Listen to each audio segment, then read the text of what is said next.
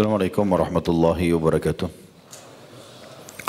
Alhamdulillah, lisan kita selalu memuji Sang Pencipta Allah atas segala nikmat dilimpahkan kepada kita, termasuk bisanya Allah memberikan kepada kita kesempatan, waktu luang, kesehatan untuk hadir di malam ini, di masjid ini. Tentu semua ini dengan izinnya. Semoga Allah SWT catatkan sebagai amal tambahan kita pada hari kiamat. Dan semoga seluruh amal yang pernah kita kerjakan, yang sedang kita kerjakan dan akan kita kerjakan sampai menjelang ajal nanti diterima dengan pahala yang sempurna. Dan juga semoga dengan kemahamuran Allah semua dosa kita dimaafkan dan diampuni. Dan selanjutnya kita panjatkan salam hormat kita kepada manusia terbaik yang telah Allah pilih untuk membawa kepada kita hukum halal haramnya. Sehingga kita faham apa yang diinginkan dan diperintahkan juga dilarang oleh Sang Pencipta Allah. Dan juga mengejar janji Allah dengan mengucapkan satu kali salam hormat dibalas dengan 10 kali rahmat yang berarti karuniahnya Allah. Maka sangat wajar setelah memuji Allah Alhamdulillah atas segala keadaan kita. Kita juga manjatkan salawat dan taslim kepada Nabi besar Muhammad sallallahu alaihi wasallam. Melanjutkan bedah buku kita Kitab Minhajul Muslim, dan kita sudah menyelesaikan terakhir di bab jual beli tentang masalah iqalah. Melanjutkan teman-teman sekalian, bahasan setelahnya pasal keempat tentang beberapa jenis akad. Jadi kita dalam Islam kalau kita sedang melakukan apapun sifatnya, transaksi, maka diikat dengan akad.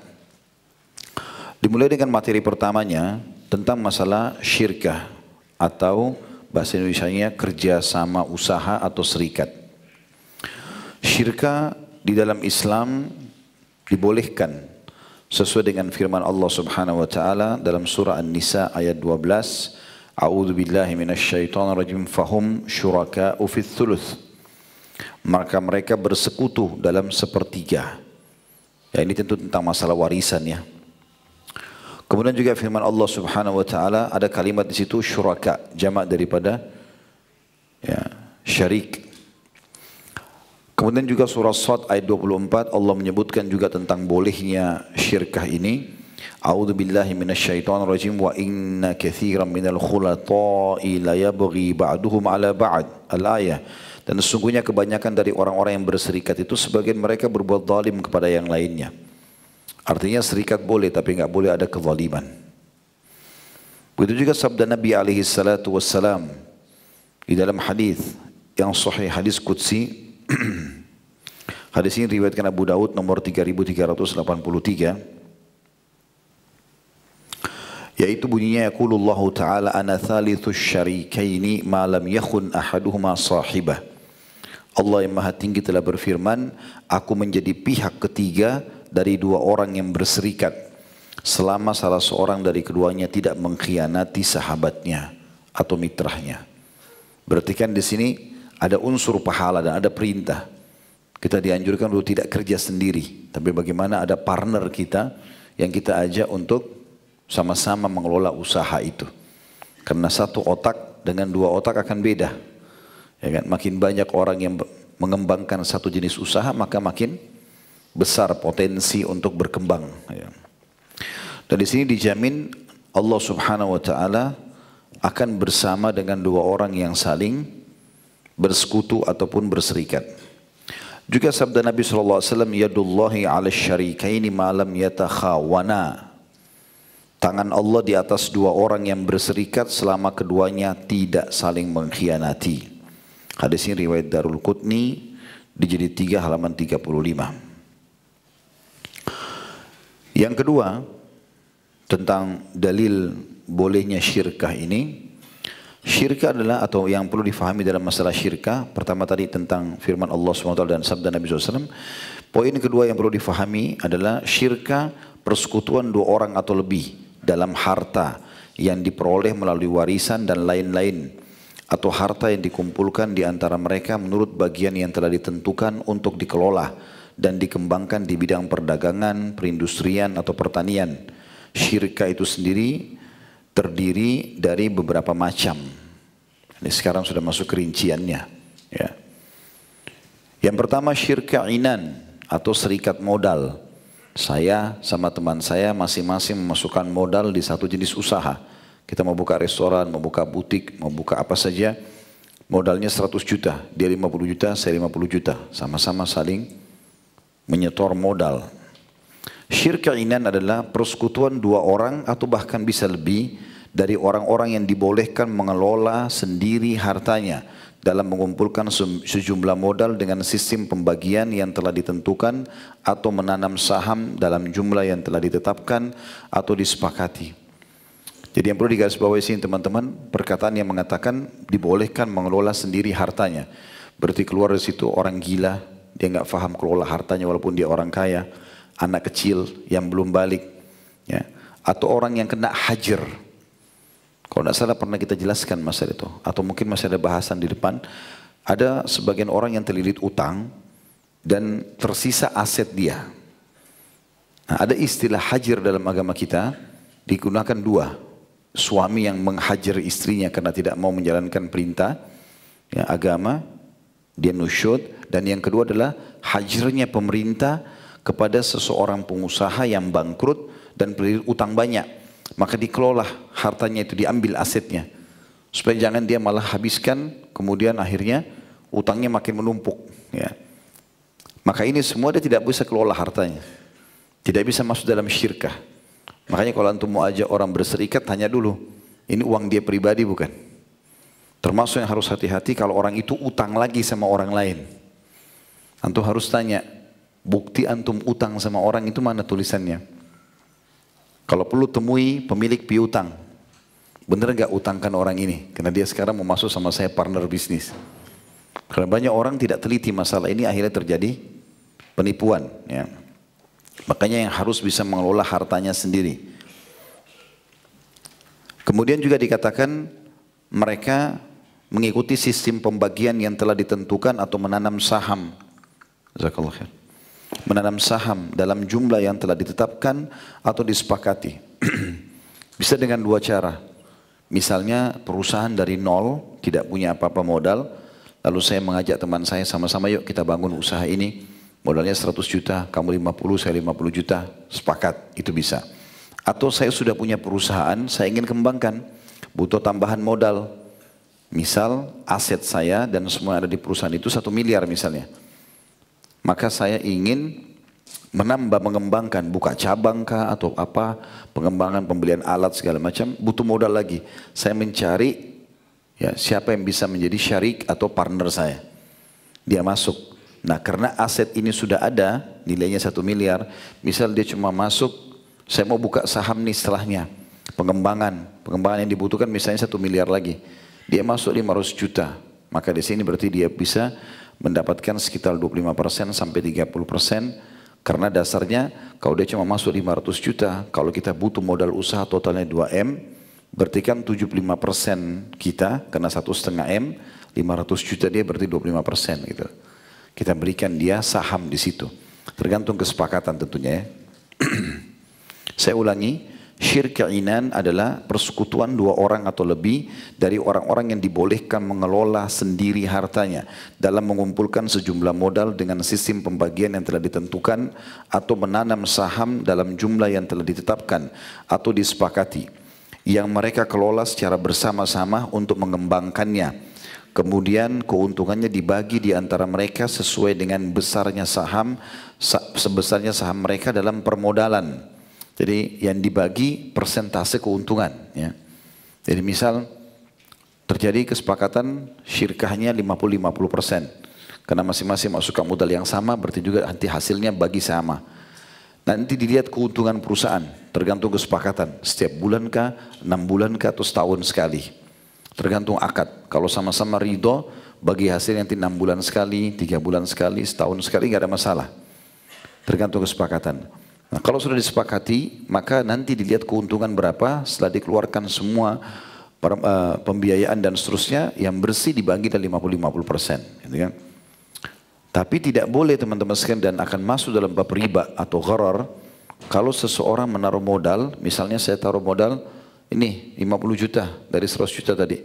Saya cuma mau tahu setiap bagi hasil, apakah itu akhir bulan atau 6 bulan, saya dapat 10% dari modal saya. Berarti 50 juta saya dapat 5 juta. Mau keuntungan perusahaan berapa atau mau rugi saya nggak mau pusing. Ini nggak boleh. Karena di sini dia zalim dengan partnernya. Belum tentu partner dapat untung sebesar itu. Karena ada orang patok begitu. Saya masuk ke kamu 100 juta ya, saya cuma mau tahu dapat 10% tiap bulan. Maka ini riba ini. Nah, ini tidak dibolehkan karena ini tidak masuk dalam transaksi jual beli tapi riba yang Allah haramkan. Makanya dikatakan sini kemudian keuntungannya dibagi di antara mereka sesuai dengan besarnya saham mereka dalam permodalan. Begitu juga dalam kerugian. Di mana mereka harus menanggungnya menurut besarnya saham mereka.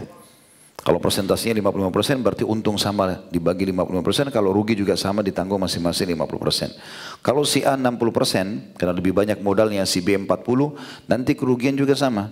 Yang lebih besar modalnya nanggung lebih besar kerugiannya. Jazakallah khair.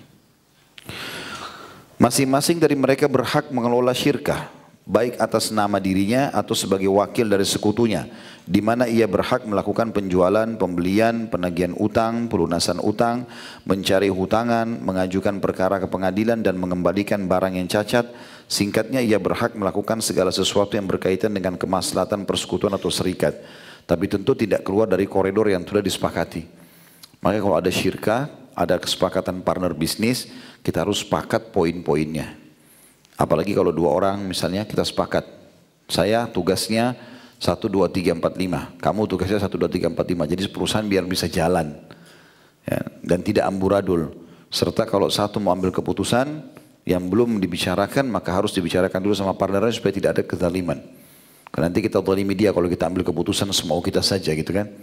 Maka tetap harus ada majelis syurahnya, bermusyawarah, memikirkan, mempertimbangkan lalu kemudian mengambil keputusan ya.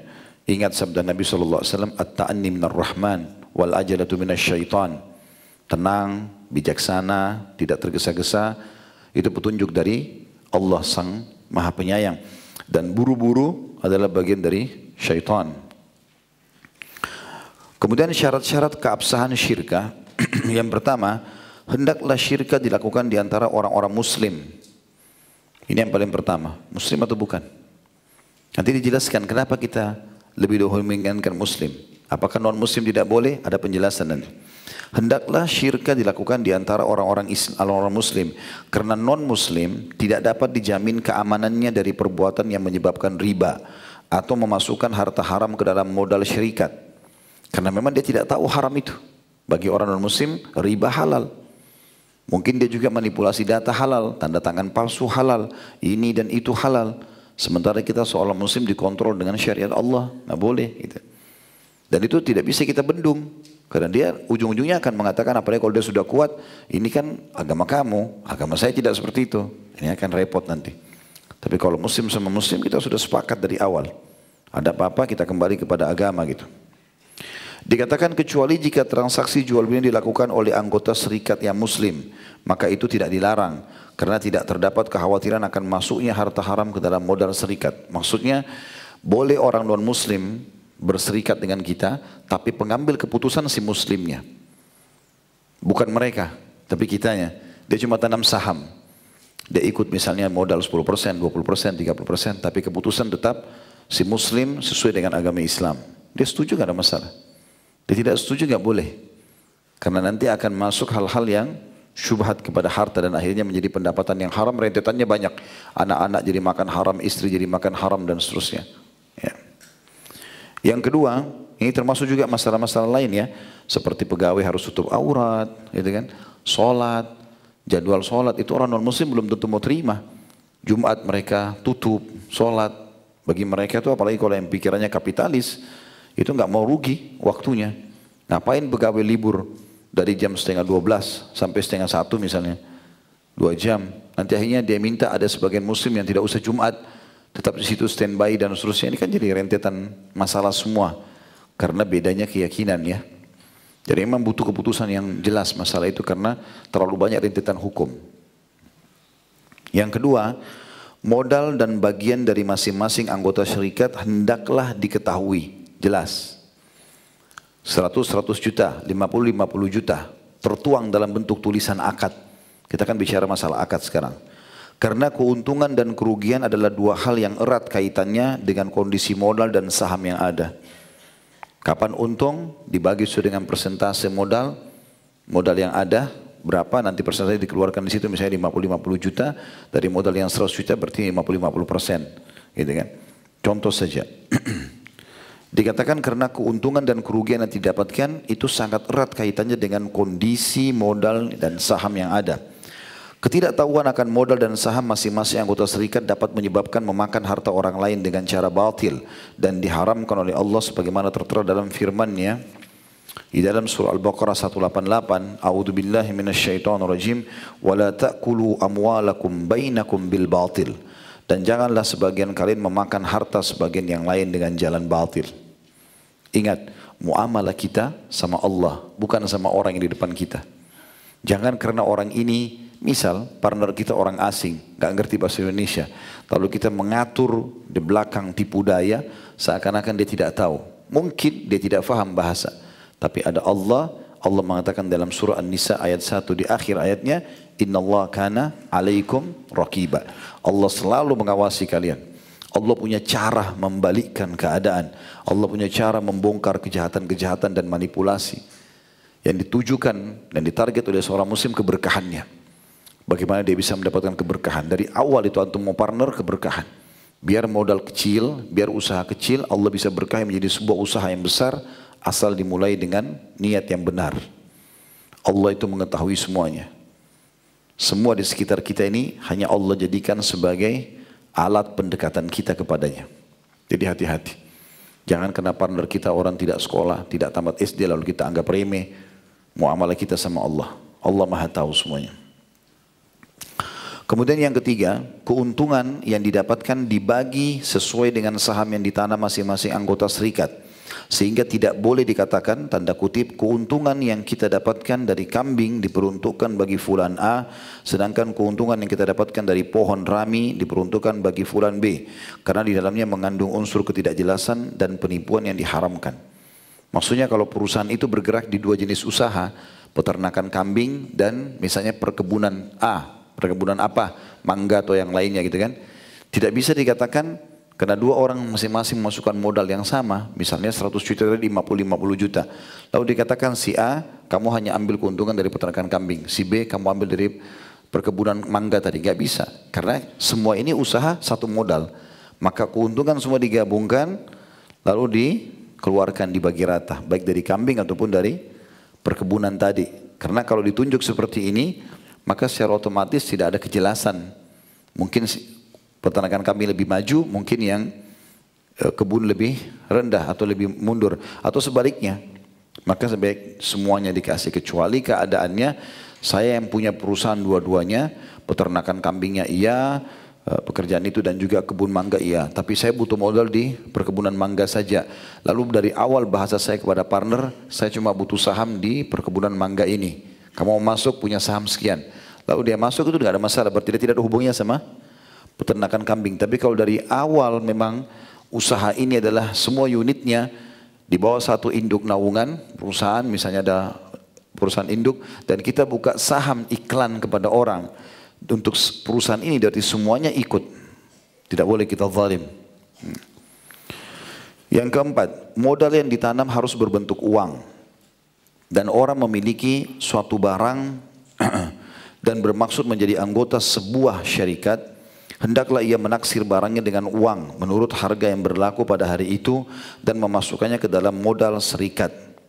Jadi misalnya ada 3 orang yang ingin partner, saya sama si A sama-sama punya duit 100 juta.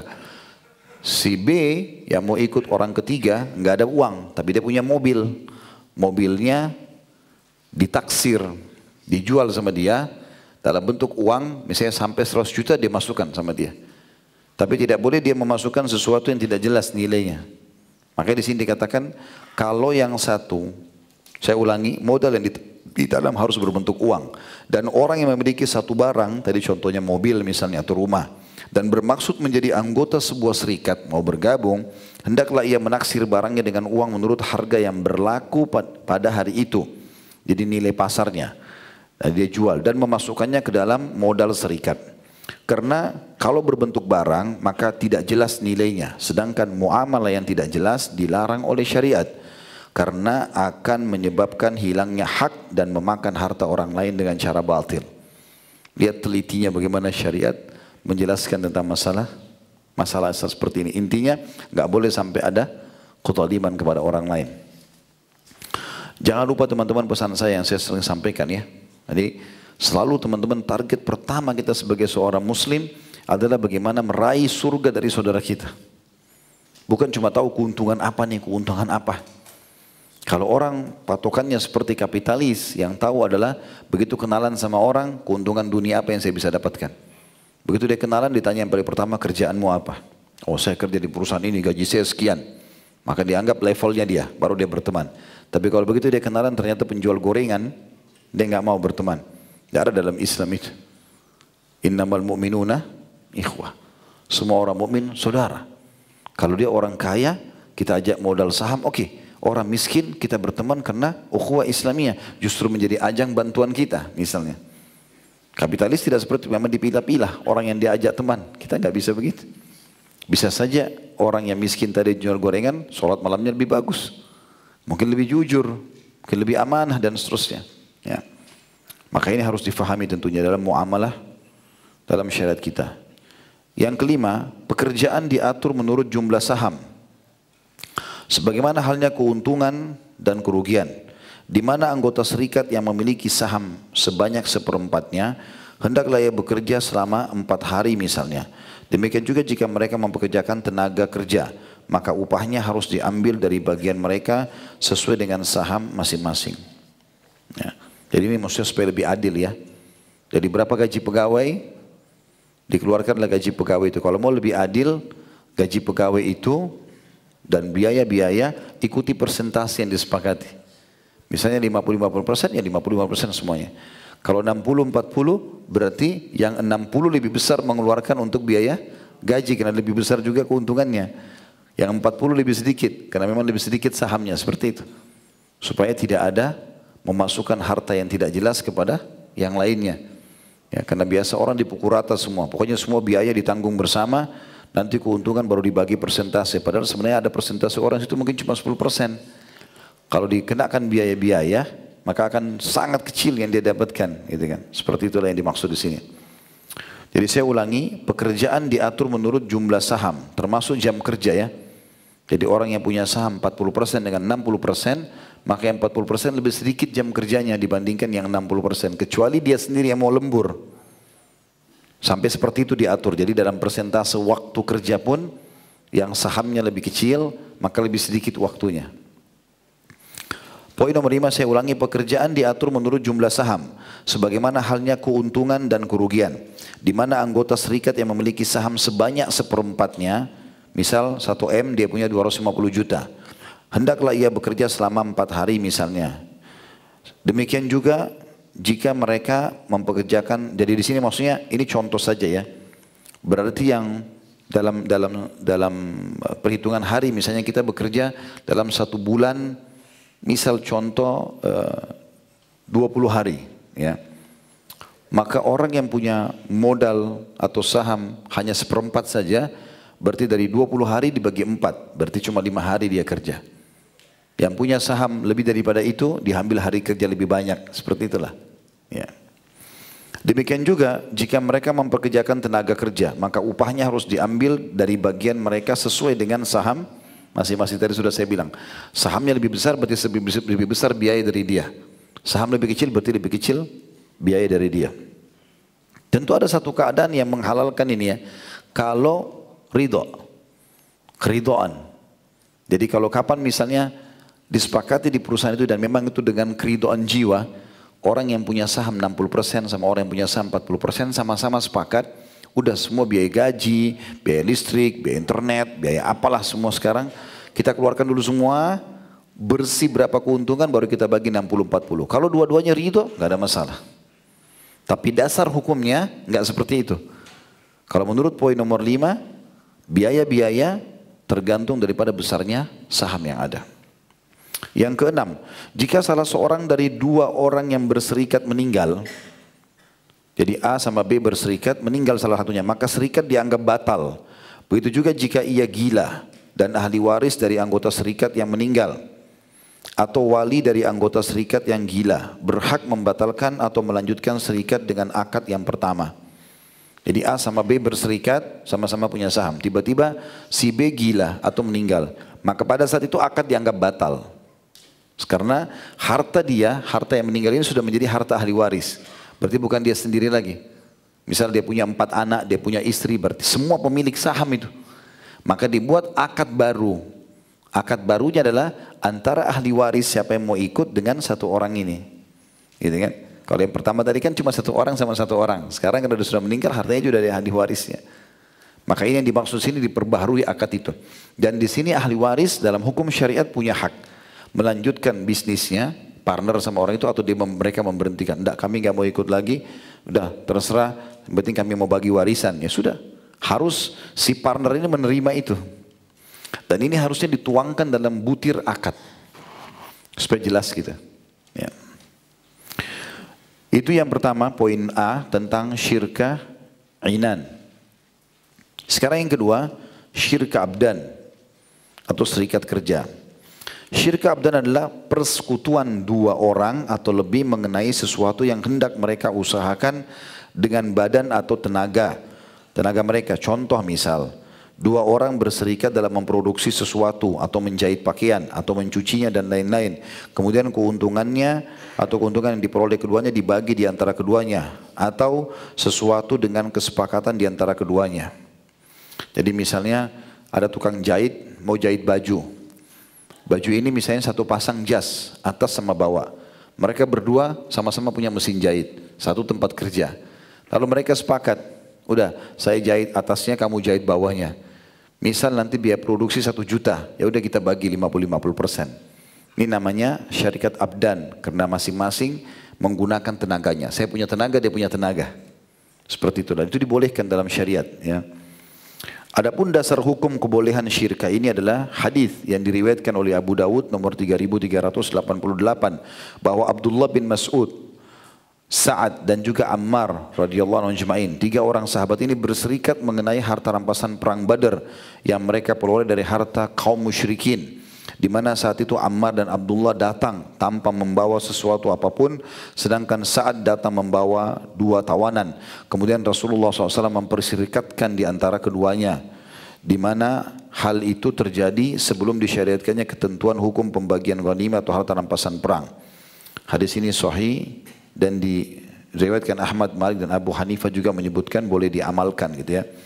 Tapi tentu setelah hukum ini, setelah turunnya perintah pembagian ghanimah, yaitu harta rampasan perang dibagi menjadi 5 bagian, 1/5 untuk Allah dan Rasulnya, 4/5 dibagi untuk para mujahidin, ini sudah tidak berlaku lagi. Ya. Tetapi pernah dasar hukumnya ada dan itu tidak dihapus. Makanya Nabi SAW tidak larang untuk orang bisa berpartner dengan tenaga masing-masing. Ayo sama-sama, saya sama kamu misalnya masuk ke hutan, kita mengambil buah di pohon ini. Enggak ada yang punya, hutan liar, tidak ada pemiliknya, kemudian mereka masuk berdua lalu kita bilang sama partner kita, ayo sama-sama kita turunin buah dari pohon ini, berapa hasilnya nanti kita bagi, sama-sama manjat, sama-sama cabut, seterusnya gitu kan. Maka itu nanti dibagi ya hasilnya, itu juga masuk dalam contoh syarikat abdan. Beberapa ketentuan hukum yang berkaitan dengan syirka ini adalah sebagai berikut. Yang pertama, masing-masing dari 2 orang yang berserikat harus mencari upah dan mengambilnya dari orang yang mempekerjakan keduanya. Jadi kalau misalnya tadi mau jahit baju, tapi dia berdua sama temannya, maka penentuan nilai berapa biaya diambil dari orang yang suruh mereka kerja. Yang suruh jahit baju siapa? Tentuin di situ. Baju ini 1 juta ya. Nanti tinggal kita sepakat sama partner kita, ayo sama-sama kita bagi. Gitu. Yang kedua, jika salah seorang dari 2 orang yang berserikat menderita sakit atau tidak dapat hadir karena udzur, maka keuntungan yang diperoleh sekutunya harus dibagi di antara keduanya. Karena dasarnya sakit, ada udzur syar'i. Gitu. Yang ketiga, jika ketidakhadiran atau sakit yang diderita salah seorang sekutu berlangsung dalam jangka waktu yang cukup lama, maka sekutu yang satu lagi yang sehat mencari orang lain untuk menggantikan sekutunya yang sakit atau tidak hadir. Dan bagian untuk orang sakit atau tidak hadir tersebut diambil dari keuntungan yang diperolehnya.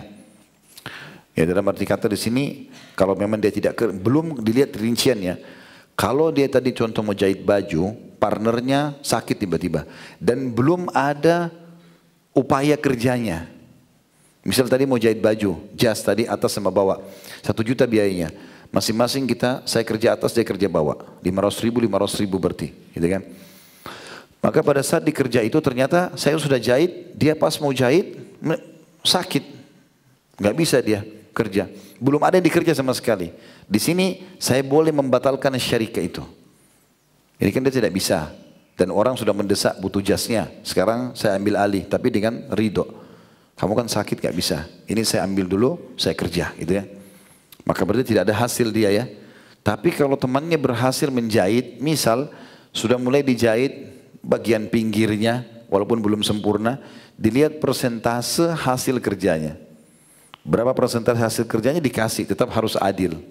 Sisanya kalau dilanjutkan, diambil oleh orang yang melanjutkan itu. Jadi tetap harus tidak ada kezaliman gitu kan. Tentu ada keadaan di sini walaupun dia berbuat curang ya, dalam arti kata, dia setelah dia jahit, dia baru jahit sedikit, misalnya 20% dari celana, data dia berbuat curang dan berkata dia tidak mau lanjutin. Tetap dia nggak mau lanjutin, dia mau kerja proyek lain. Tiba-tiba dia dapat pekerjaan di satu perusahaan, dia tinggalkan jahitan ini, sehingga jahitannya terbengkalai. Tetap Islam menyuruh kita adil. Yang dia sudah jahit, dikasih sahamnya dia. Walaupun kita lanjutin jahitan. Walaupun dia tinggalkan, nggak boleh. Ya. Ingat hadis tentang 3 orang yang terkurung di gua. Salah satunya tadi ada pegawainya nggak ngambil gaji kan. Lalu dia kelola harta pegawainya itu, dijadikan sebagai harta sama dia. Kemudian datang pegawainya berapa tahun kemudian lalu dikasih semua pada saat dia minta. Dan itu menyebabkan amal soleh di sisi Allah Subhanahu Wa Taala. Selalu ingat, target adalah mencari surga dari saudara kita. Indah sekali hidup itu teman-teman. Kalau kita suami istri, sahabat sama sahabatnya, ya, anak sama orang tua sibuk mencari surga dari orang yang di depannya ini. Apalagi nih gitu. Suami istri pulang belanja dari supermarket sama-sama saling angkat kresek. Biar saya gitu. Kan orang saling mengejar pahala. Orang anak kejar dari orang tuanya, selalu berusaha bukain pintu mobil, taruhin sendalnya segala macam. Orang tua juga berusaha mendoakan yang terbaik buat anaknya misalnya. Jadi gitu, teman sama teman selalu berusaha. Siapa yang lebih dulu traktir nih, siapa yang lebih dulu menjenguk, siapa yang lebih dulu mendatangi, siapa yang lebih dulu membantu. Terus saja berlomba dalam kebaikan. Dan itu yang Allah SWT katakan, makna tafsir tentang surga, wa fi dzalika falyatanafasil mutanafisun.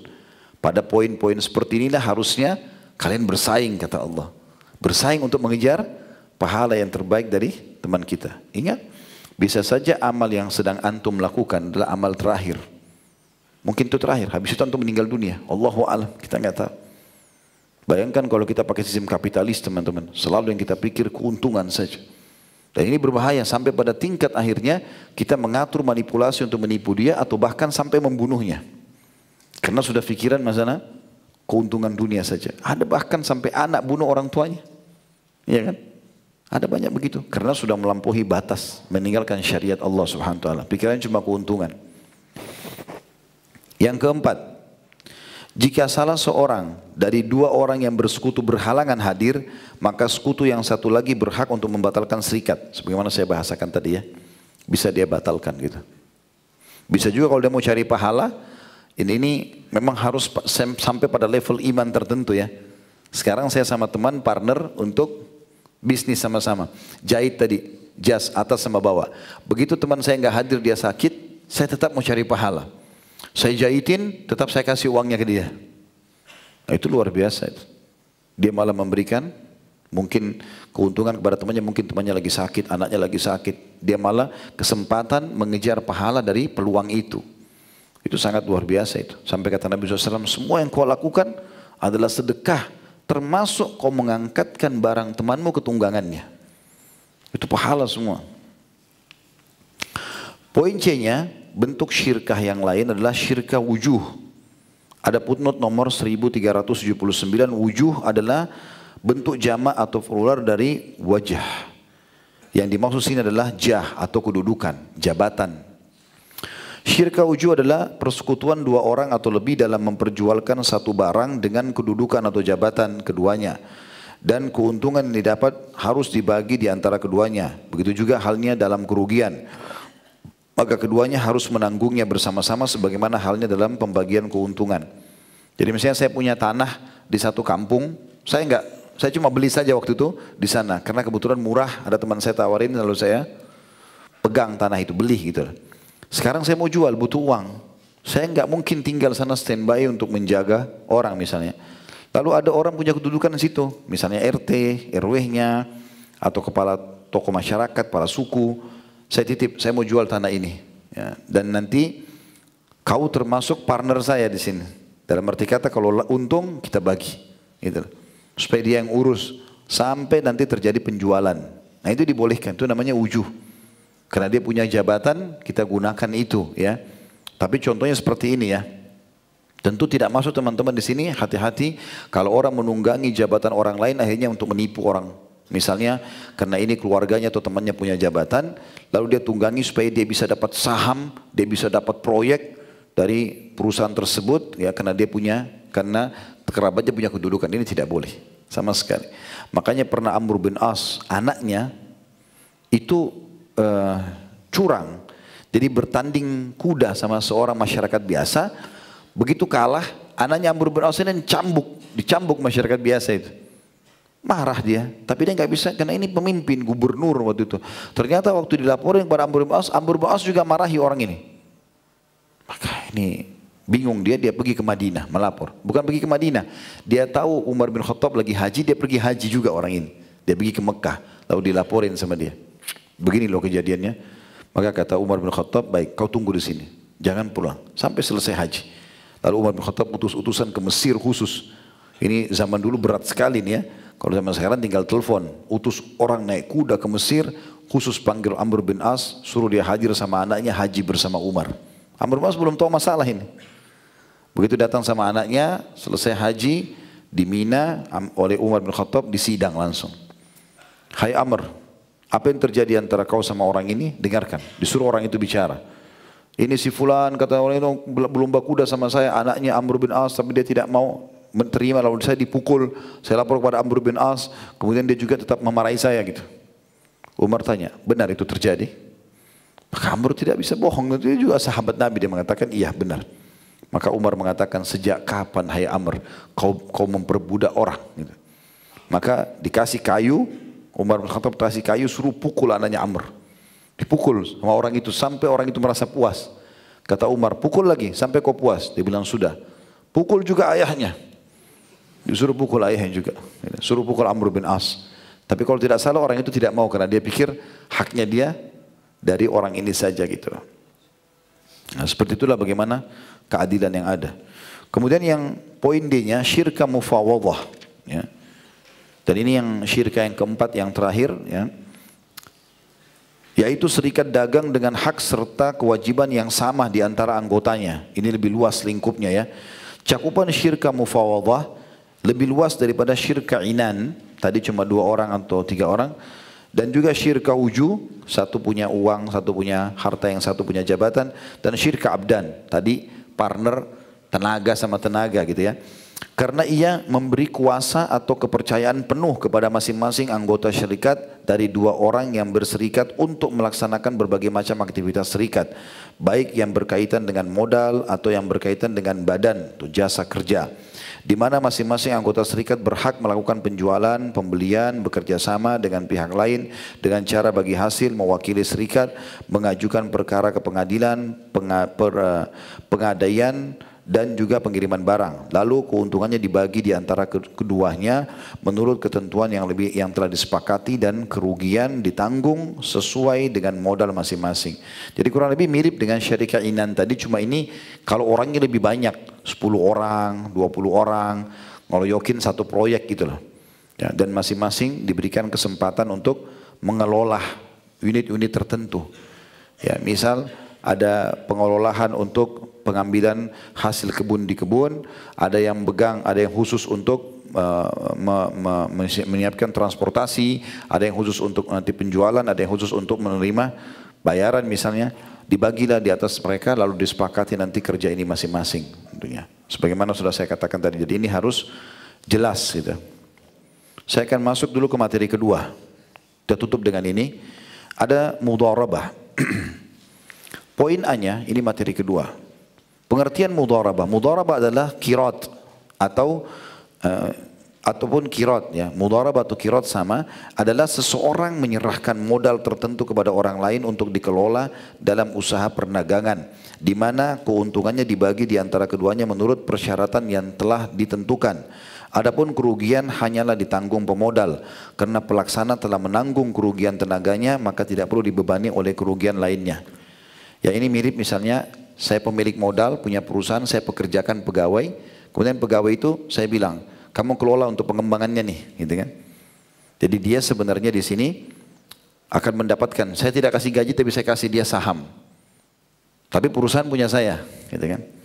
Nah di sini karena dia sebenarnya tidak punya saham apa-apa, tidak punya modal, dia hanya coba menjalankan apa yang saya inginkan, maka kalau ada kerugian saya sendiri yang nanggung. Beda tadi kalau syarikah. Kalau serikat tadi semua tanggung sama-sama. Kalau ini tidak. Karena dia tidak punya modal apa-apa, dia cuma punya keahlian fikiran misalnya, atau dia mungkin keterampilan, dia seorang akunting kah, bagian keuangan, atau dia yang seperti itulah kurang lebih, maka dia mengelola itu.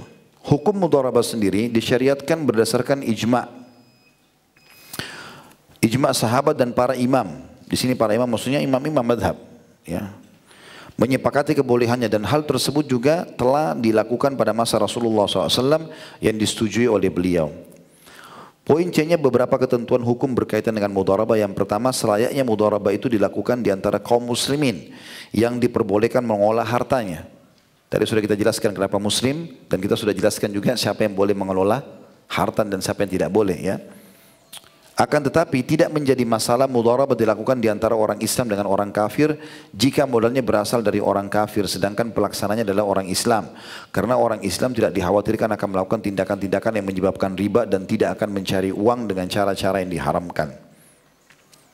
Yang kedua, jumlah modal harus diketahui. Berapa jumlahnya disebutkan. Yang ketiga, bagian pelaksana dari keuntungan yang didapat harus ditentukan. Kira-kira seperti apa nih persentase pembagiannya.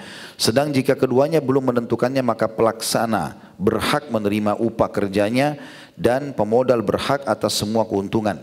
Jika keduanya berkata keuntungan yang didapat menjadi milik kita berdua, maka keuntungan itu harus dibagi dua dengan bagian yang sama. Jadi kalau misalnya saya punya perusahaan tadi, lalu saya pekerjakan orang di situ, ya, lalu tidak ada pembicaraan dapat persentase berapa segala macam, maka berarti si pengelola pegawai itu punya hak dapat gaji, saya berhak sebagai pemilik dapat untungan utuh semua. Kecuali kalau dua-dua sudah sepakat. Misalnya orang itu bilang, saya mau kelola perusahaan Anda. Seperti sekarang banyak perusahaan-perusahaan pihak ketiga yang mengatur manajemen perusahaan tertentu. Memang dia khusus menawarkan jasa itu. Pernah datang kepada kami seperti itu, yang mengatakan memang mereka khusus untuk mengatur manajemennya. Masalah keuangan segala macam, mereka akan minta saham tertentu gitu kan, dari perusahaan. Nah seperti itu kurang lebih. Yang keempat, jika terjadi perselisihan di antara kedua belah pihak tentang suatu persyaratan, apakah keuntungannya dibagi seperempat atau setengah, maka yang diterima adalah pendapat pemodal dengan memintanya bersumpah. Jadi kalau saya punya perusahaan lalu saya pekerjakan orang untuk mengelola, sudah disepakati ternyata tidak ada perselisihan. Yang didengar pendapatnya adalah pemilik modalnya. Karena dasarnya dia punya perusahaan, orang ini yang satu cuma pekerjanya saja gitu.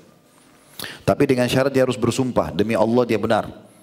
Siapa yang bersumpah, ingat hadis. Pernah kita bahas di dosa-dosa besar, kajian Imam Az-Zahabi rahimahullah. Ada hadis Nabi SAW, kalau seseorang telah bersumpah atas nama Allah di hadapanmu, terimalah. Tak usah khawatir. Tapi kan dia bohong Ustaz. Tak usah khawatir. Dia sudah bersumpah atas Tuhan alam semesta. Allah punya cara menghukumnya gitu. Yang kelima, pelaksana tidak diperbolehkan mengadakan mudharabah dengan pemodal yang baru jika ia telah melakukannya dengan pemilik modal yang pertama, kecuali atas seizinnya, karena haram membuat mudharabah mudarat di antara kaum muslimin. Jadi kalau misalnya kita memesan satu benda pada seseorang, kita suruh dia, maksudnya kita bukan pesan ya, kita mengerjakan dia di situ, kita sudah ada keterkaitan akad, dia nggak boleh buka kerjasama sama orang lain kecuali dengan izin kita. Dan itu harus tertuang jelas dalam akad. Yang keenam, keuntungan tidak selama masih berjalan akad ya. Tapi kalau sudah terputus akadnya, dia punya hak untuk bekerja sama orang lain. Tidak boleh zalim ya. Saya pernah temukan ada satu orang begitu, dia tulis akad kerjasama dalam satu jenis pekerjaan, gitu kan? Lalu dia tulis akad di situ, dan ini zalim. Saya sudah tanya langsung fatwanya kepada para ulama di depan Ka'bah kebetulan waktu itu. Kemudian dia menulis di situ di akadnya, Dia bilang, kalau selesai akad kita pun, kau tidak boleh kerja jenis usaha ini selama-lamanya. Saya tanyakan waktu itu ke Syekh Shalih Suhaimi lagi itikaf di 10 terakhir Ramadan, untuk saya ditanya hukumnya. Pas saya tanya, Syekh bilang ini zalim, gak bisa. Subhanallah, lewat juga Syekh Abdul Aziz Al-Rajhi, salah satu ulama Mekah, lewat. Kata Syekh Saleh, disebutkan, dibisikan sama anaknya di sebelah, itu Syekh Abdul Aziz lewat, dipanggil Syekh. Sebenarnya dia bilang, Syekh Saleh dengan tawadhu'nya mengatakan kepada Syekh Abdul Aziz, sebenarnya ini saudara kita dari Indonesia butuh jawaban begini-begini. Tapi beliau sudah tahu jawabannya. Lalu Syekh Abdul Aziz juga pada nolak, ulama-ulama ini luar biasa tawadhu'nya. Enggak, sudah ada Anda, kenapa saya? Kata Syekh Saleh, enggak apa-apa, dia juga mau dengar. Hanya disebutkan fatwa yang sama. Jadi enggak boleh teman-teman, kalau dia tidak boleh kerja usaha itu, kalau masih ada akad sama kita. Tapi kalau dia sudah pisah, enggak ada urusannya. Enggak boleh kita hasad. Oh itu kan ide saya, enggak ada urusannya. Mau ide Anda kenapa? Kenapa orang kembang? Kenapa hasad hatinya? Biarkan saja, belum tentu juga dia berkembang. Kan gitu. Ada orang subhanallah begitu, dia pikir gampang. Dia bisa nipu orang. Dia masuk ke usaha orang, cuma mau ambil idenya, dia keluar lalu dia kembangin. Tidak bisa berkembang, karena niatnya sudah tidak benar dari awal. Allah Maha Kuasa dengan itu. Allah selalu mengawasi. Poin nomor 6, keuntungan tidak dibagikan selama akad berlangsung, kecuali jika kedua belah pihak sepakat untuk membaginya. Jadi nggak ada keuntungan dibagi kecuali sudah disepakati. Atau misalnya ada darurat hal-hal yang diperlukan lalu kemudian ya, dibolehkan oleh salah satu atau semua pemilik saham. Baik, ini tinggal 3 poin saya baca baru kita azan insyaallah. Yang ketujuh, modal selamanya harus dipotong dari keuntungan yang diperoleh, sehingga pelaksana tidak berhak atas keuntungan kecuali setelah dipotong modalnya. Ketentuan itu berlaku jika keuntungannya belum dibagi. Sebagai contoh, jika kedua belah pihak berdagang kambing dan mendapat keuntungan, maka masing-masing pihak mengambil bagian darinya menurut bagian yang telah ditentukan. Di samping berdagang kambing juga berdagang biji-bijian dan pohon rami. Akan tetapi jika mengalami kerugian yang menyebabkan berkurangnya modal, maka kerugian itu ditanggung pemodal dan tidak boleh memotong keuntungan yang diperoleh pelaksana dari hasil perdagangan tersebut atau terdahulu.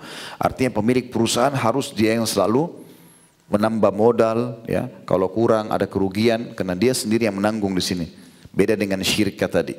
Mudharabah ini berarti pemilik modal, pemilik perusahaan yang nanggung sendiri. Pegawai yang dipekerjakan, orang yang mengerjakan untuk mengelola itu, dia juga cukup kerugian tenaganya. Karena pada saat perusahaan rugi, dia juga tidak dapat apa-apa gitu. Yang kedelapan, jika mudharabah berakhir dan masih tersisa sebagian harta berupa barang dagangan atau hutang di seseorang, maka pemodal berhak meminta pelaksana supaya menguangkan harta tersebut, yakni barang tersebut supaya dijual secara kontan, atau memintanya supaya menagih hutang, dan pelaksana harus melakukannya. Nah, di sini tentu untuk mengembalikan hak-hak masing-masing. Terakhir yang ke-9 adalah pengakuan pelaksana berkenaan dengan habisnya modal atau kerugian diterima selama tidak ada bukti yang mendustakannya, dan jika ia mengaku modalnya habis namun tidak dapat menunjukkan bukti, maka ia bersumpah dan pengakuannya dibenarkan.